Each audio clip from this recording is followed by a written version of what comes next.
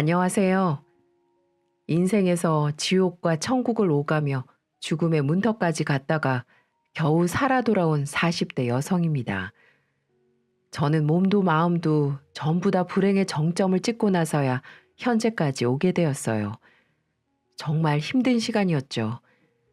사람이 죽을 지경에 이르니까 정말 모든 것이 다 무섭고 두렵더라고요. 저는 몸이 아픈 시절, 마음까지 같이 힘든 시기를 보내야만 했습니다. 이것 때문에 몸이 아픈 것보다 마음이 아픈 시기를 보낼 수밖에 없었고, 저를 이토록 벼랑으로 내몬 사람들은 다름 아닌 가족들이었습니다. 나를 사랑해주고 누구보다도 옆에서 힘이 되어주어야 할 가족들이 이렇게나 저를 힘들게 할 줄은 꿈에도 몰랐어요.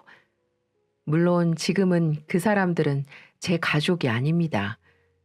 저는 제 인생에서 엮일 일 없는 남이 되고 말았죠. 이미 저는 몸과 마음의 고통에서는 벗어났지만 그래도 아직까지 상처가 다 아물지 못해 하루하루 힘든 시간들을 보내고 있어요. 그래서 이토록 한탄스러운 저의 이야기를 조금이나마 공유하며 위로받고 싶은 마음에 이렇게 글을 적게 되었어요. 저는 늦은 나이에 결혼을 했습니다. 30대 나이에 제약회사 사무직으로 이직을 하며 그곳에서 지금의 남편을 만나게 되었죠. 남편은 평범한 사람이었습니다. 남들만큼 성실했고 남들만큼 책임감 있는 사람이었어요. 얼굴도 준수하게 생겼고 모난 부분 없이 직장 동료들하고도 두루두루 잘 지내는 사람인지라 저도 눈여겨보고 있었죠. 근데 그쪽에서도 저를 꽤나 눈여겨보고 있었더라고요. 남편은 저보다 2살이 많은 사람이었는데 저희 회사에서도 결혼 안 한 사람이 얼마 없었기 때문에 늘 주변에서 저희 둘을 잘 엮어냈었죠. 저는 그때마다 속으로는 좀 좋으면서도 그 당시 남편의 마음을 알 수가 없어 그런 장난치지 말라며 넘어가곤 했는데 나중에 가서 남편이 저한테 그러더군요. 수혜 씨, 내가 정말 싫어? 다른 사람들이 뭐라고 하든 나는 수혜 씨만 좋다고 하면 만나보고 싶은데 나는 수혜 씨라면 결혼까지도 할 수 있을 것 같아. 남편은 당시 저의 무얼 보고 그런 고백을 했는지 모르겠지만 사귀기도 전에 결혼을 전제로 만남을 제안해 왔고 다른 사람들이 저희 둘을 엮을 때 못 이기는 척 저에게 다가오고 싶었다고 하더라고요. 하지만 그러지 못했던 건 제가 불편할까봐 더 다가오지 못했던 거였고 어느 날 자신의 마음을 꼭 털어놔야 할 것 같아 용기를 내서 고백을 했다고 했죠. 그런 걸 보면서 꽤나 신중한 사람이구나, 배려를 할 줄 아는 사람이구나 라는 게 느껴져 저는 더욱 이 사람에게 끌리게 되었고 결혼을 전제로 한 만남을 시작하게 되었습니다.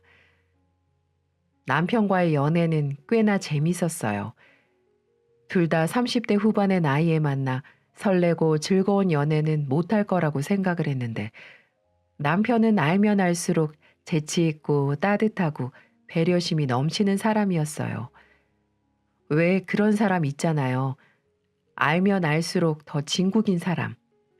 그리고 자기 사람한테만 유독 더 끔찍해지는 사람이 있는데 바로 제 남편이 그런 사람이었습니다. 저는 그동안 연애를 안 해본 게 아니기 때문에 더욱 이 사람이 얼마나 괜찮은 사람인가를 느낄 수가 있었어요. 근데 그동안은 결혼까지 하고 싶었던 사람이 없었기 때문에 그냥 넘어가곤 했었는데 이 사람만큼은 놓치면 안 되겠다는 생각이 들었죠.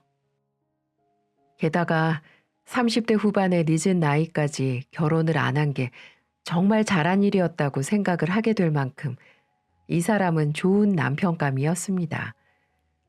이건 그 남자도 똑같이 느끼는 거였기에 저희 둘은 자연스럽게 결혼까지 하게 되었고요. 연애는 1년 남짓했고 결혼의 과정은 나름 어렵지 않게 순조롭게 한 편이었어요. 남편 쪽은 이미 시아버지는 돌아가신 상황이었고 여동생과 어머니만을 모시고 살고 있었죠. 남편과 아버지를 일찍 여의고 셋이서 똘똘 뭉쳐 같이 산 집안인지라 가족애가 좋아 보였어요. 제가 봤을 때 참 화목한 가족이다라는 생각이 들 정도로 남편의 가족은 문제가 없어 보였습니다.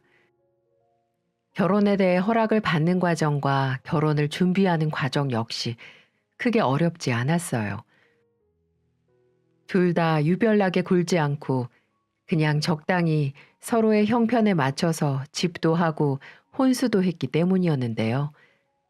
사실 이 부분은 저희 집에서 양보를 좀 많이 했습니다. 아무래도 남편은 그 집에서 아버지 대신에 본인이 가정의 역할을 해야 했기에 결혼 자금이 여유롭게 있지 않은 상황이었어요. 시어머님이 시아버지가 돌아가시고 받은 보험금으로 작은 식당을 하나 차려서 운영을 하고 있긴 했지만 역시나 두 자식 대학 보내고 결혼까지 시킬 만큼의 여력은 되지 않았죠. 그래서 집은 저와 남편이 같이 대출을 받아서 해결을 했고 혼수는 저희 아빠가 외동인 저를 생각해서 시댁에 섭섭하게 하면 제 결혼 생활이 순탄하지 않을까봐 꽤 좋게 해주셨어요. 그 과정에서 저희 시어머니도 많이 만족을 하셨고 또 되려 저에게 집도 제대로 못 해줘서 미안하다고 말씀까지 하셨습니다. 그래서 저는 이 결혼이 문제없는 깔끔한 결혼이라고 생각을 했었어요. 아니, 특정 사건이 있기 전까지는 그랬습니다. 시어머니는 제가 혼수도 제대로 해가고 집도 아무 말 없이 남편과 같이 대출을 받아 해결한 걸 보면서 많이 예뻐해 주셨어요. 정말 지나칠 정도로 잘해 주셨죠.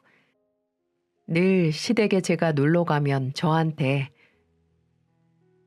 아이고 예쁜 우리 며느리 왔네. 자고로 집에 여자가 잘 들어와야 그 집안이 산대는데 우리 집은 복덩이 며느리 덕분에 매일이 꽃길이다. 매일이 꽃길이야. 라며 말씀하시곤 했었습니다. 또 말로만 그렇게 잘하시는 건 아니었습니다.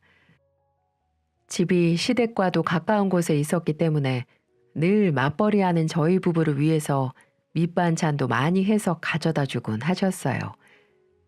어머님의 정성이 늘 감사했고 어떻게든 보답하면서 살고 싶었습니다. 하지만 이런 어머님의 정성이 감사하면서도 점점 부담스러워지기 시작한 시점이 생겨나게 되었어요. 그때는 시누이까지 합세해 부담스러운 행실들을 마구 하기 시작했고 전 처음에는 감사했던 마음이 점점 부담과 짐이 되어버리고 말았죠. 처음에는 시어머니는 밑반찬을 만들어다 가져다 주는 정도였습니다. 근데 몇 번 이걸 하시던 시어머님이 어느 날은 저희가 집에 없는데도 와서는 집안 청소를 해놓고 가시더라고요. 물론 이것도 처음에는 감사했죠. 식당 장사하시느라 바쁘고 힘든 어머님이 집 청소까지 해주시는데 저희까지 신경 써주시는 그 마음이 얼마나 감사하겠어요. 그래서 전화해서는 어머니께 이렇게 말씀을 드렸습니다. 어머니, 저희 집에 오셔서 청소까지 해놓고 가셨어요? 왜 그러셨어요? 식당 일 보셔야 하시는 분이 반찬 만들어 주시는 것도 감사한데 웬 청소까지 하시고 그러세요. 안 그러셔도 돼요. 어머니 반찬도 그만해 주셔도 되고요. 저 어머님 이렇게 며느리 뒷바라지 하라고 여기 시집 온 거 아니에요. 그러니까 그만하세요. 내가 하고 싶어서 한 거야. 너네 집이 식당 가는 길이잖니. 그래서 문 열기 전에 얼른 가서 한번 싹 치우고만 왔다. 너네도 맞벌이 하면서 돈 버는데 얼마나 힘들겠니? 내가 이거라도 하게 해줘. 아이 참 그래도요. 저희야 같이 퇴근해서 둘이 하면 되는데요 뭐. 그러니까 이제는 신경 안 쓰셔도 돼요. 그래? 알았어 그럼. 시어머니는 흔쾌히 알겠다고 말씀하시며 그만해도 된다는 저의 말에 바로 수긍을 하셨어요. 저도 그게 더 마음이 편해서 잘 됐다 싶었죠. 하지만 어머니는 말로만 그렇게 하시고 계속해서 저희 집 청소와 식사를 꾸준히 챙겨주셨습니다. 남편에게도 이야기를 해서 그만하시라고 전하라고 했지만 말로만 그렇게 하겠다고 하고는 전혀 달라지는 게 없었어요. 저희 엄마한테도 이게 고민이라고 얘기를 하니 그게 시어머니 낙인 것 같으니 그냥 두라고 하시기에 저도 그냥 하시도록 해야겠다 생각하고는 대신에 용돈을 조금씩 드렸어요. 처음에는 어머니도 안 받으려고 하시다가 이것까지 안 받으면 정말 저희 집에 못 오시게 할 거라고 하니까 못 이기는 척 받으시더라고요. 근데 그때부터가 진짜 시작이었는지 이제는 가만히 있던 시누이까지 합세해 저희 집에 와서 온갖 일들을 하기 시작했습니다. 한 번은 제가 그날따라 일이 많아 지친 상태로 집에 갔는데 아무도 없을 거라 생각했던 집에 들어가자마자 까무라칠 뻔했습니다. 그날은 남편은 야근이 있다고 했었기 때문에 집에 아무도 없는 날이었는데 집에 불이 켜져 있는 거예요. 남편이 들어왔을 리도 없고 어머님도 식당에서 한참 일을 하실 시간이기에 정말 깜짝 놀라고 말았습니다. 누가 들어온 건가 싶었지만 요즘 집에 도둑 든다는 것도 쉽지 않은 일이라 출근할 때 깜빡하고 불을 안 끄고 간 건가 싶었죠. 그렇게 생각하니 안심이 되어서 안방으로 바로 들어갔는데 여기에서 저는 완전히 깜짝 놀라 뒤집어질 뻔했어요. 다른 곳도 아닌 저희 안방 침실에 어떤 여자가 잠을 자고 있었고 저는 순간 귀신으로 오해할 뻔했지만 사람인 걸 확인하고는 가까이 가서 얼굴을 봤는데 그때는 어이가 없어서 뒤로 자빠질 뻔했죠. 저희 집 침실에 누워있는 사람은 다름 아닌 시누이였고 코까지 골면서 자고 있는 모습을 보면서 기가 차서 말도 안 나오더라고요. 이게 무슨 일인가 싶어서 곧장 시누이를 깨웠습니다. 아가씨, 일어나 보세요. 지금 뭐 하시는 거예요? 저희 집에는 어떻게 들어오셨어요? 아니, 집 놔두고 여기서 주무시는 건 또 뭐고요? 아, 언니 왔어요? 엄마한테 비밀번호 물어봐서 왔어요. 엄마가 언니랑 오빠 일하느라 바쁜데 집안일이라도 좀 도와주겠다고 한참 왔다 갔다 했잖아요. 저도 좀 거들까 싶어서 왔다가 깜빡 잠들었네요. 아유, 신혼부부 침대라 그런지 푹신하니 왜 이렇게 좋아? 도대체 여기 오신 이유가 뭔데요? 아무리 가족이라지만 이렇게 말도 없이 와도 된다고 생각하세요? 빨리 용건만 말하고 가세요. 아, 언니는 너무 냉정하다. 동생이 하루 자고 갈 수도 있지. 알았어요. 단도직입적으로 말할게요. 지금 2천만 원만 빌려줘요. 올해 갚을게요. 들어보니 요즘 엄마한테 용돈도 주고 여유가 좀 있어 보이는데 내가 요즘 영업하는 화장품 판매가 썩 시원치가 않아서 말이죠. 그렇다고 비싼 이자를 주고 쓸 수도 없고 가족 좋다는 게 뭐예요. 좀 빌려줘요, 언니. 뭐요? 2천만 원이요? 제가 그런 큰 돈이 어디 있다고 그러세요? 진짜 치사하게 이러실 거예요? 이러면 앞으로 나 가만히 안 있을 거예요? 그러던지 말던지 하시고 지금 누워서 건방지게 2천만 원이라는 큰 돈을 내놔라 말을 하는데 누가 빌려주겠어요? 가서 지나가는 사람들 자꾸 물어봐요. 얼마나 상식 없는 행동인지. 됐고 어서 나가세요. 저는 이렇게 말을 하며 그 개념 없는 시누이를 집에서 쫓아내 버렸습니다. 너무 어이가 없었어요. 남의 집에 허락도 없이 들어온 것도 문제지만 누워서 당장 돈 내놓으라는 행동을 보니 가만히 있을 수가 없었습니다. 무슨 도둑놈 같았어요. 그날 남편에게 이 사실을 털어놓았고 남편은 곧바로 시누이에게 전화를 해 어디서 건방진 가시나가 그렇게 행동하냐며 한바탕 난리를 치는 바람에 제 기분이 좀 풀릴 수가 있었네요. 물론 반강제적이지만 시누이에게 사과를 받을 수도 있었고요. 그래서 그날 이후부터는 되도록 서로 부딪히지 않으려고 노력했던 것 같습니다. 그 사건 이후로 거진 2년의 시간이 흘렀고 2년 동안 간절히 바라고 원해왔던 소원이 하나 이루어졌습니다. 바로 우리에게 아기가 찾아왔는데요. 1년은 일도 더 하고 돈을 좀 모아서 아이를 낳자 싶어 계획을 세우지 않고 있다가 1년 뒤에 임신을 하려고 노력을 해도 뜻대로 잘 되지 않더라고요. 결국에는 1년을 꽉 채워서 아기가 찾아오게 되었고 남편과 저는 임신 사실을 알자마자 서로 부둥켜 안고 울 만큼 기뻐했습니다. 그때 친정과 시댁에도 이야기를 하니까 그렇게 좋아해 주시더라고요. 양가 가족에게 생긴 첫 아기였기 때문에 저희는 누구보다도 더 큰 축복을 받았어요. 하지만 그 축복은 오래 가지 못했습니다. 그 기쁨과 동시에 저의 인생에 거대한 불행이 찾아왔거든요. 아기를 임신하고 저는 주변에서 다들 조심하라고 하기에 바로 육아휴직을 신청했습니다. 원래는 만사까지 거의 가서 육아휴직을 신청하는데 저는 어렵게 된 임신이라 좀 조심하고 싶다고 회사에 이야기를 한 후 바로 휴직 신청을 냈습니다. 다행히도 회사에서도 수용을 해주셔서 저는 집에서 몸조리만 편하게 하면 되었습니다. 하지만 저는 완전한 나락으로 떨어져야 하는 사건을 경험해야만 했어요. 바로 시누이와 시모 때문인데요. 제가 육아휴직을 한 지 거의 2달이 채 되지 않았을 때 시누이와 시모가 찾아왔어요. 그전에도 제가 휴직계를 내자마자 저희 집에 수시로 놀러왔기 때문에 그날도 그냥 온 줄만 알았죠.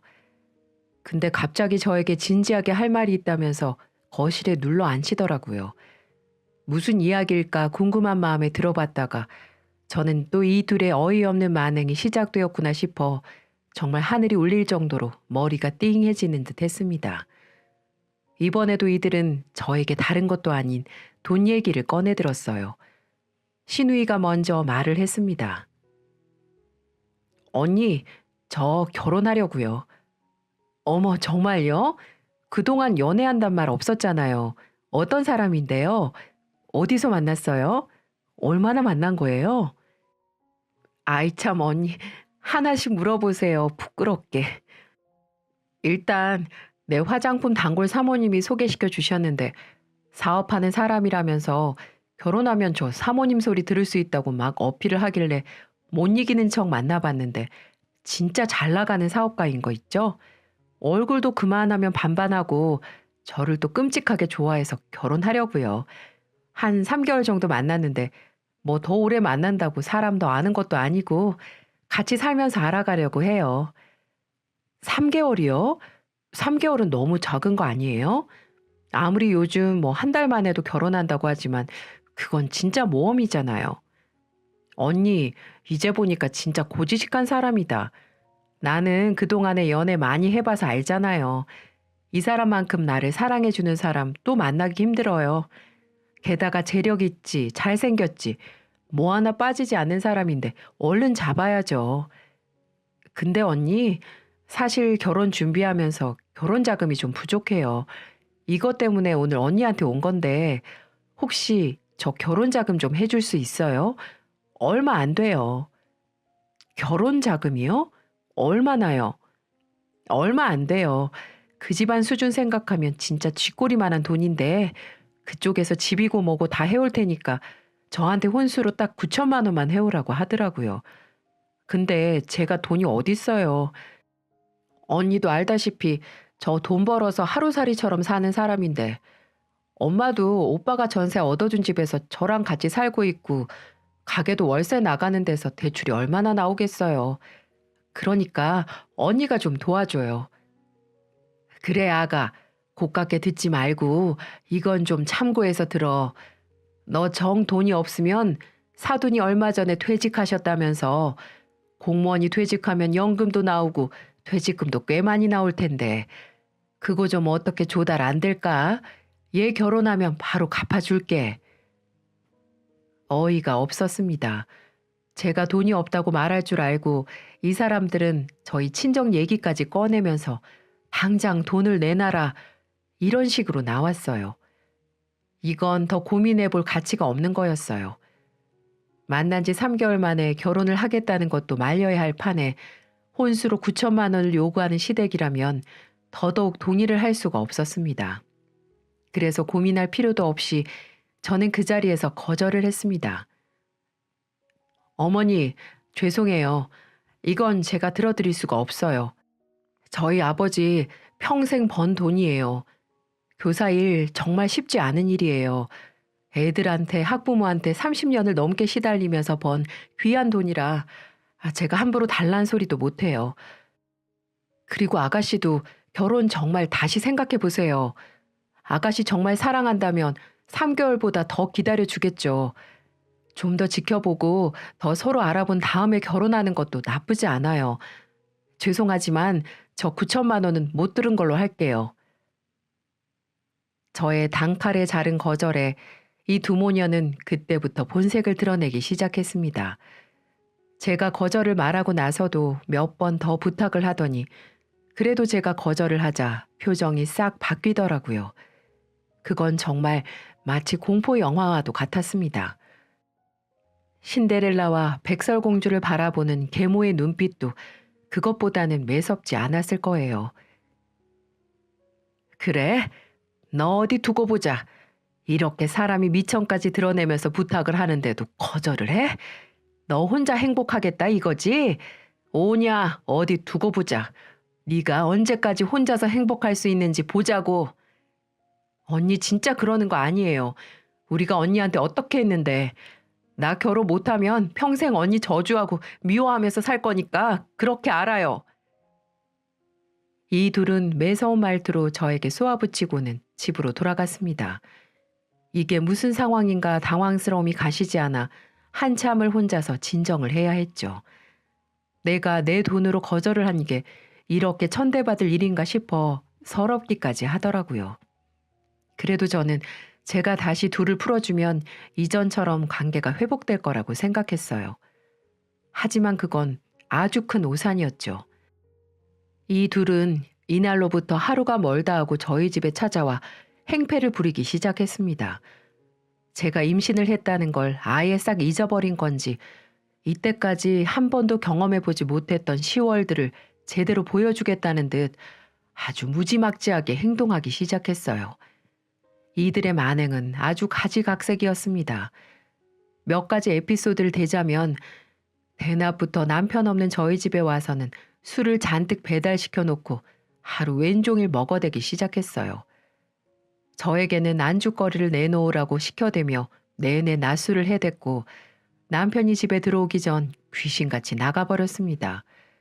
그것뿐만이 아니에요.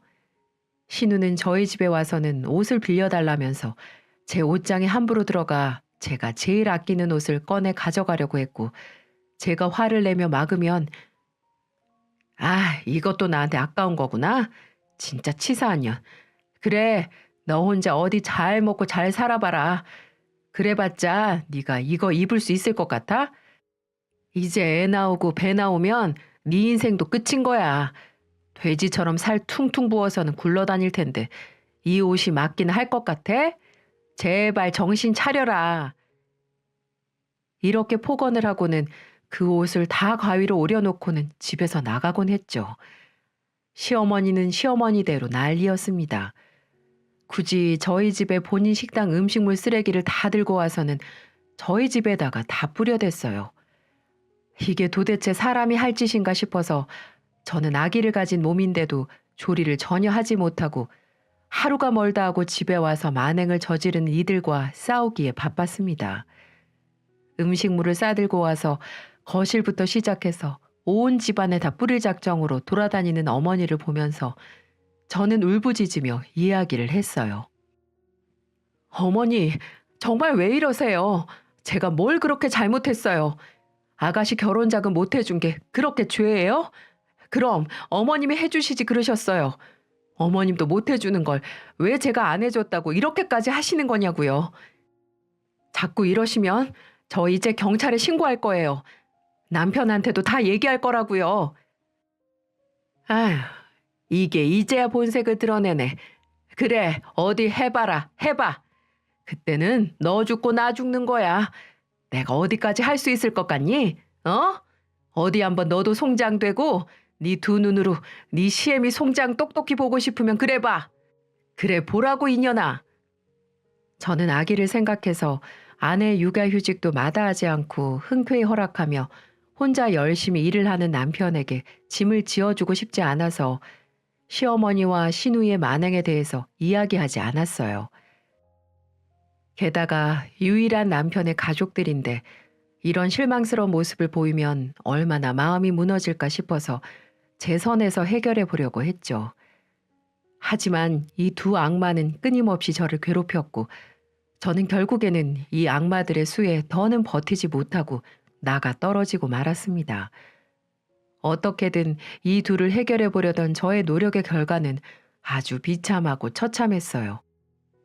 어느 날 또 한 번 둘이 와서 집안에 오시고 물건들이고 다 해집으며 깽판을 쳐놓고 간 걸 치우고 있는데 갑작스럽게 배가 아파오면서 정신을 차릴 수 없게 되었고 배가 아파 한참을 끙끙거리다 다리 쪽에서 보이는 피로 인해서 저는 까무러치며 온 정신을 다 발휘해 119에 신고를 했습니다. 그대로 쓰러진 듯 했는데 눈을 떠보니 병원이었고 언제 온 건지 남편은 아침에 출근할 때와는 달리 완전히 폐인이 된 모습으로 제 옆을 지키고 있었어요. 여보, 어떻게 된 거야? 여기 어디야? 당신이야말로 이게 무슨 일이야? 도대체 집안 꼴은 그게 다 뭐고? 당신 쓰러져서 119에 자기가 혼자 신고했다며. 그 뒤로 119가 출동했는데도 연락이 안 돼서 경비실에서 문을 따줬나 보더라고. 병원에 와서는 나한테 연락이 와가지고 급하게 왔는데 당신이 이러고 있으니까 내가 얼마나 미쳐버릴 뻔했는지 알아? 119 쪽에서는 집안 꼴이 엉망이었다던데 도대체 무슨 일이 있었던 거야? 아무것도 아니야. 근데 여보, 나 배가 끔찍할 정도로 아팠는데 나 괜찮은 거래? 아니, 우리 애기 괜찮은 거야? 저는 한없이 저를 걱정하는 남편도 눈에 보이지 않았습니다. 오로지 우리 아기만 중요했어요. 하지만 저의 불안한 마음은 역시나 현실과 다르지 않았는지 제가 아기 이야기를 꺼내자마자 남편은 울음을 토해내며 이야기를 했습니다. 여보, 자기가 진짜 소중하게 잘 품고 있었는데 이번에는 우리한테 올 수 없었나 봐. 유산이래. 그래도 나는 자기가 무사한 게 중요해. 우리 아기는 또 가지면 돼. 그러니까 당신도 마음 추스르고 당분간은 당신 생각만 하자. 우리 당신 몸조리만 잘하자. 믿을 수 없는 소리에 저는 그 자리에서 남편을 붙잡고는 오열을 했어요. 내 뱃속에서 자라고 있던 자식이 죽었다는 소식을 듣고 저는 정말 미친 사람처럼 몇 날 며칠을 좌절하며 울었습니다. 그리고는 저를 이 지경까지 만든 두 모녀를 용서할 수가 없었죠. 설상가상으로 두 모녀에게 제대로 복수를 해야겠다고 생각했을 즈음 저는 또 한 번의 끔찍한 사실을 알아야 했고 그건 바로 저의 유방암 소식이었습니다. 남편이 이참에 건강검진 제대로 받고 몸조리 확실하게 하자고 하는 통에 하는 수 없이 건강검진을 받았는데 그때 유방암 결과가 나왔고 다행히도 이때는 수술로 회복이 가능한 수준이라고 하기에 저는 수술까지 받게 되었어요. 유산에 유방암에 저의 비극을 만들어낸 게 두 모녀라는 사실에 저는 더더욱 그들을 용서할 수 없었습니다. 그리고 그들도 용서받을 자격을 본인들 스스로 없애려는 듯이 유방암으로 또 다른 몸조리를 하고 있는 저에게 와서는 온갖 만행을 여전히 저질러댔어요. 저는 그들에게 복수를 하기 위해서 철저하게 계획을 세웠고 그건 얼마 못 가 제대로 이룰 수 있었습니다. 유방암 수술까지 하고 나서 저는 오랜 시간 병원에서 몸조리를 하다가 겨우 퇴원을 해서는 좀 더 추스르고 있었어요. 꽤나 건강을 많이 되찾고 있었기 때문에 저도 나름 건강한 모습으로 집에 올 수 있었고 시모와 신우는 제가 집에 오길 기다렸다는 듯이 퇴원을 하고 얼마 안 되어 저희 집에 찾아왔습니다. 그날도 온갖 행패를 부려대고 간 통에 저는 정신을 차릴 수가 없었죠. 게다가 이들이 더욱 끔찍했던 이유는 남편이 보는 앞에서는 저한테 가식을 떨어대며 잘하는 척했기 때문이었죠. 제가 복수를 계획하고 나서 이걸 어떻게 터뜨려야 할까 고민을 하고 있던 찰나에 쥐가 지덫에 알아서 굴러들어오듯 두 악마 모녀가 알아서 덫에 걸려주더군요. 퇴원 이후 두 모녀가 저희 집에 찾아왔을 때 제가 비밀번호를 바꿔버리고는 남편에게도 혼자서 쉬고 싶으니 두 사람에게 비번을 알려주지 말라고 했었는데 이번에 남편이 집에 있을 때 찾아왔길래 저는 남편부터 쳐다봤어요. 아, 내가 불렀어. 당신 몸조리 해야 하는데 내가 보양식을 끓여봤어야 알지. 엄마한테 좀 부탁했으니까 얼른 와서 좀 먹어. 알고 보니 남편이 부른 거였고 저는 이 둘을 보자마자 가식적인 행동이 역겨워서 멀미가 날 정도였어요. 보양식에 건강죽까지 끓여온 시모를 보면서 그걸 또 손수 식탁에 차려주는 시누이를 보며 한참을 어이없는 눈으로 쳐다봤습니다. 그리고 식탁에 잘 차려진 죽을 보자마자 저는 식탁 위에 올려진 모든 음식들을 죄다 쓸어서 쓰레기통에 내동댕이 쳐버렸죠. 그리고는 질렀습니다. 꺼져, 이 악마 같은 년들아. 내가 이걸 왜 먹어? 이제는 나까지 죽이려고 이거 만들어 왔니? 정말 나 먹으라고 만들어 온 거면 네가 먼저 저 쓰레기통에 있는 거 다시 꺼내서 먹어봐. 그리고 네 잘난 딸년도 먹여. 니네 둘 먹고 나서 살아있으면 그때 나도 먹을 테니까.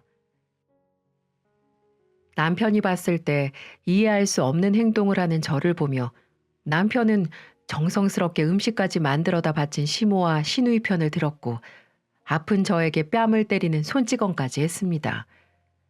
저는 남편에게까지 버림을 받은 건가 싶어 서러운 마음에 울부짖으며 남편에게 소리를 쳤어요. 그리고 제가 모아온 복수의 카드를 남편에게 다 쏟아부었죠. 너 지금 나 때렸니? 나 때렸어? 당신 지금 나 때린 거 후회할 거야. 후회할 거라고. 내가 너 하나 믿고 지금까지 이 지옥 같은 결혼을 버텼는데 네가 지금 여기서 전현들 편을 들어? 네가 감히? 너 후회할 거야. 후회할 거라고. 당신 미쳤어? 왜 이래? 유산에 유방암까지 힘든 거 다 아는데 그래도 어떻게 부모한테 이래? 부모? 웃기지도 않는다. 네 엄마가 왜 내 부모야? 나한테는 우리 애기 뺏어간 악마인데. 무슨 소리야 그게? 남편은 이해할 수 없는 말을 쏟아내는 저에게 제대로 말을 해보라며 이야기를 했고 저는 그동안 그녀들이 저에게 한 행동들을 다 말해버렸습니다. 옆에서는 거짓말이라고 난리를 쳤지만 저는 당당히 남편에게 그 증거물을 보여주었죠. 저는 복수를 생각하고 나서 시모와 시누이가 저에게 하는 모든 것들을 다 녹음하기 시작했습니다. 유산으로 인해 병원에 입원했을 때, 건강검진 후 유방암 때문에 병원에 있을 때, 퇴원 후 저희 집에 있을 때 저에게 와서 온갖 막말을 퍼부은 것들을 저는 죄다 녹음을 했고 그걸 남편에게 다 들려주었죠. 녹음기 속의 내용은 이러했습니다. 그깟 유산 한 번 했다고 유나는 네가 성격이 지랄 맞아서 그래. 혼자 잘 살아보겠다고 네 시누이 결혼자금 그깟 9천만 원 못 해주겠다고 난리를 쳐대서 벌 받은 거야. 알겠니? 그럼 당연하지. 이 뻔뻔한 년. 그러고도 우리 오빠 옆에 붙어서 거머리처럼 살고 있다니. 너 내가 사모님 소리 듣는 게 배 아파서 그 돈 안 해준 거지? 지금 생각해보니까 그래. 으유, 못된 것 같으니. 내가 니네 집에 가서 음식물 쓰레기 처바를 때 왜 바른 것 같니? 너 같은 쓰레기가 사는 집이 쓰레기통 아니겠니? 그래서 가져다가 버린 거야. 쓰레기는 쓰레기랑 같이 있어야 하니까. 여자는 유방암 걸리면 끝이라던데. 여자로서도 인생 다 끝나고 너도 참. 내 결혼 망쳐서 그런 거야 그게 다. 사람이 착하게 살아야 복을 받지. 제대로 벌 받았네. 꽃이다 꽃이여. 이제 우리 오빠 인생 망치지 말고 좋은 여자한테 보내줘. 나가 떨어지라고. 등등 이들은 입에 담기도 힘든 막말을 저에게 했었고 그 전부를 스피커폰으로 두 모녀와 남편에게 들려주었을 때 이들의 표정은 초 단위로 바뀌고 있었습니다. 신우는 제 손에 있는 핸드폰을 뺏으려고 난동을 피워댔지만 남편이 제 폰을 저에게서 뺏어서 하나부터 열까지 빠짐없이 들었기 때문에 그 누구도 막을 수가 없었어요. 결국 모든 사건의 전말을 다 알게 된 남편은 크게 분노를 하며 둘을 내쫓았습니다. 당신들이 인간이야? 어? 진짜 이 악마 같은 것들. 다시는 우리 눈에 띄지 마. 나 이제 당신 아들 아니고 당신도 내 엄마 아니야. 너도 마찬가지야. 너 내 동생 아니니까 이 근처에 얼씬도 하지 마. 만에 하나 내 눈에 띄었다간 그날로 다 엎어버릴 테니까 다시는 눈에 띄지 마. 아들, 미안해. 이 엄마가 미안해. 너 없으면 나랑 연수 누구 믿고 살라고. 내가 잘못했다. 내가 미련했어. 내 딸 생각하느라 그랬어. 한 번만 봐줘라. 한 번만. 오빠, 아니야. 엄마 잘못 아니고 다 내 잘못이야. 내가 잘못한 일이라고. 나 사실 그 남자랑 결혼할 거야. 돈 다 해결했어. 그러니까 이제 언니한테 와서 이럴 일도 없다고. 내가 이제 주면서 살게. 그러니까 제발 우리 내치지만 마. 이 두 모녀는 울부짖으며 남편에게 매달렸고 남편은 큰 충격을 받아 이들의 어떤 소리도 들어주지 않았어요. 저는 이미 그들을 용서할 수 없었기 때문에 그대로 외면한 채로 방으로 들어가 버렸고 남편도 완강하게 거부하며 다시는 찾아오지 말라고 보내버렸습니다. 그 뒤로 남편은 정말로 시댁과 인연을 끊을 생각인 건지 그들에게 내주었던 전세로 마련한 집도 빼버렸어요. 이건 저도 생각지 못한 상황이었습니다. 한순간에 길에 나앉게 생긴 시모는 저희를 찾아와 애타게 용서를 구했습니다. 그 알량한 자존심 따위는 없어 보였어요. 얘야, 갑자기 전세를 빼버리면 우리는 어디서 살라는 거니? 꼭 이렇게까지 해야 되겠어? 그러지 말고 이번 한 번만 용서하거라. 나도 지금 반성하고 있어. 괜히 네 시누이 편 들었다가 나까지 인생 망치게 생겼구나. 내가 이렇게 싹싹 빌 테니 아범한테 얘기 좀 잘해주면 안 되겠니? 제가 왜요? 저는 어머님보다 더한 고통을 당한 사람이에요. 우리 더 이상 어머니랑 그 철없는 시누이 영 끊기로 했으니까 다시는 찾아오지 마세요. 얼굴 보기만 해도 소름 끼치니까. 아시겠어요? 라고 말하고는 쫓아내버렸어요. 그 이후 시모는 시도 때도 없이 찾아와서는 난리를 쳤지만 남편이 확실하게 정리를 하는 바람에 결국 꼬리를 내리고는 찾아오지 않았습니다. 저는 안 무서워도 지 아들은 무서웠나 봅니다. 항상 남편의 말이라면 쥐죽은 듯 있었는데 이번에도 마찬가지였어요. 그리고 또 알게 된 사실은 시누이가 결혼하려고 했던 그 남자가 바로 사기꾼이라는 거였습니다. 그 남자가 하는 사업, 가지고 있는 아파트, 모든 게 가짜였어요. 혼수로 요구한 9천만 원도 꿀꺽할 생각으로 요구했던 걸로 보였습니다. 더 웃긴 건 피해자가 한둘이 아니라는 거였어요. 경찰에 신고를 한 이들은 시누이처럼 피해를 본 사람이 무려 3명이나 더 있다고 했습니다. 한마디로 사기를 당했던 거죠. 처음에 소개를 시켜준 화장품 단골 손님도 다 한통속이라고 했어요. 결국에는 저한테 9천만 원 뺏지 못해서 시모가 모아놓은 돈과 그 식당까지 처분해서는 그쪽에다가 다 가져다 바쳤는데 그 남자는 그 돈을 받자마자 잠적을 탔다고 했어요. 결국 집도 절도 잃고 완전 빈털터리 신세로 전락한 그들 모녀는 잡을 희망이 남편밖에 없었기에 며칠 몇 주를 찾아와서 매달렸는데 남편은 끝끝내 받아주지 않았죠. 그 뒤로는 그들에게 이야기도 하지 않고 이사까지 가버렸습니다. 친척들을 통해서 들어보니 시모는 겨우 얻은 월세방에서 거지처럼 살고 있고 시누이는 어디 고시원 같은 데서 살고 있다고 하더군요. 그 사기꾼은 아직 잡히지 않은 걸로 보였어요. 그렇게 저와 시댁의 인연은 파국을 맞고 말았습니다.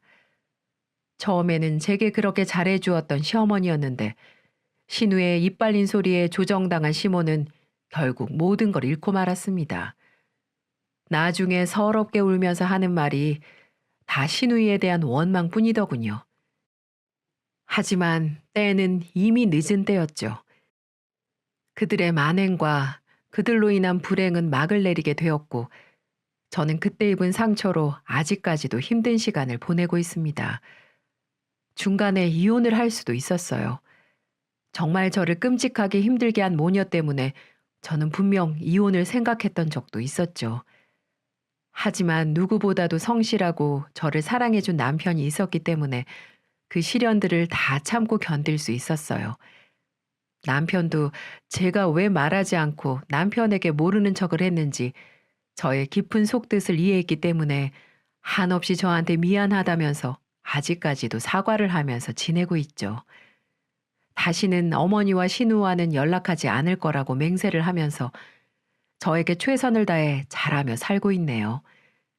저도 시모와 시누이는 더 이상 볼 생각이 없습니다. 그들은 현재 오히려 자신들의 일 때문에 불행한 삶을 살고 있어요. 저는 몸도 완전히 회복이 되어서 일도 다니고 있고요. 아직은 유방암 수술 후 1년이 되지 않았기 때문에 조심하고 있습니다. 남편도 저에게 좀 더 휴직을 할 걸 이야기했지만 저는 하루빨리 일을 하면서 저의 힘든 시간들을 잊고 싶어서 빨리 복직을 하게 되었네요.